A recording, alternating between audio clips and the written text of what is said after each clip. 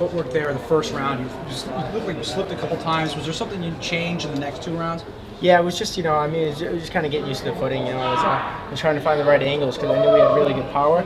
So I had to make sure I was really quick on my feet, getting out of his way of his power shot, because I know he has a strong right hand. So, it was just a matter of finding my footwork and finding my timing. And, I was able to do that and get the win. Did you have a hard time with the takedowns early on? It looked like you wanted to get it there. No, I was just trying to, let him know that it was a threat. I was actually really comfortable on the feet. I kind of just heard my corner yelling it. And, you try to listen to your corner and stay composed and, be a well-rounded MMA fighter. So, but I definitely felt in the feet the whole time. I felt super comfortable. I was picking them apart, definitely got him leaking a little bit, landed some good leg kicks, and I felt like I controlled the fight the whole time. Bochniak took this on less than a week's notice. Were you surprised at the performance you put on in the ring? No, I was ready for this fight. I trained 4 months every single day, 2 times a day. I was in the best shape of my life for this, coming into it. Obviously, the only difference, I was training for a southpaw, so maybe that's where I was a little bit of the footwork was a little bit different. We were working different combinations, preparing for Jimmy Hedges.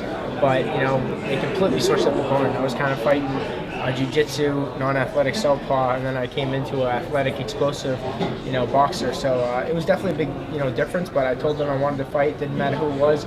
I wanted to fight in the ring. It would have been against anybody. Can you talk about the emotions as far as all these opponent changes and how that affected you going through the fight? Like I said, I was in the best shape of my life. I trained the American top team, the best gym in the world. You see Robbie Lawler over there, the champion. And this is, I was prepared to fight anybody. The champion could have dropped out of the fight, and if they told me, to hop in there, I would have. I felt like I was in the best shape of my life, fully prepared, and this was the best, cardio-wise I ever felt. Charles, you only had 4 days notice for this fight. If you were put in that same situation, would you feel like you'd be ready as well? Yeah, I was put in that same situation my first UFC fight. My first UFC fight, I took on 5 days notice and had to cut 33 pounds to fight top 10 ranked Dennis Siever in Sweden, in Stockholm, Sweden, and I got fighting night bonus there. So, that was my interest in the UFC, and that was the other guys this time. For tonight, there was a little bit of that fight of the night vibe going on while you guys were going at it. Do you ever get that feeling during a fight, or do you hope for a bonus? Does that ever cross your mind? Yeah, of course you hope for a bonus. 50K always sounds good. My only 2 losses in my career, both were fight of the night, so I don't ever feel like I've been defeated. I feel like I've won every fight. It's up to the judges at the end of it, but I definitely fight my heart out every fight, so I can only hope for the best. And if they want to give the bonus, I'd be more than happy to take it.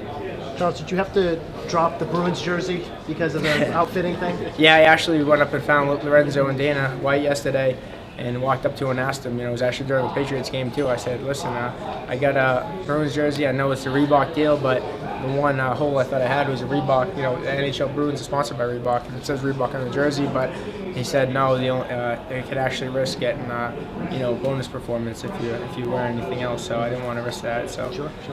what it is. Yep. Did you try anything different in this fight? Did you come in experimenting with anything? Just my footwork. I think I switched up a little bit. Like I said, this whole fight, I was training for a southpaw, so I was working on my footwork and my stances a little bit. But to prepare in 4 days' notice against a different guy, I was ready to fight anybody, but it was just the opportunity, and I was happy that he stepped up. I want to thank Kyle for stepping up and taking this, so I could perform in front of my friends and family and came out to see me. Thank you. Sip of water. Mikey. Nice work. Charles, you said you were a big fan of a restaurant that you were at just the other day with your food. Now that you can get back, you're going to get back and put the chef hat on? Yeah, for sure. They actually took me out from media thing. Kim, the PR girl from UFC, took me out because I graduated from Johnson Wales University right up the street in Providence, Rhode Island with a culinary degree. So they took me out to do some media for the Food Network. Took me to this nice Italian restaurant on the north end of Filippo's, and unfortunately for me, it was when I was cutting weight, so I couldn't really eat much of it. They were bringing trays and trays out, and the nicest Italian food I've ever seen. But he told me to come back, and he prepared dinner himself for me, so I'm looking forward to that. Get back to it. What do you want next? Any particular challenge? Any place? Any opponent? What do you think? Yeah, I'm ready to fight whenever I'm healthy. I'll fight next week if they need me. I'm really ready to go.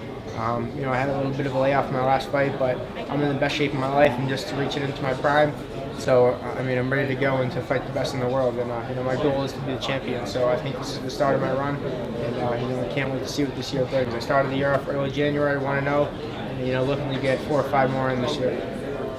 Thank you, Charles. Thank you, guys.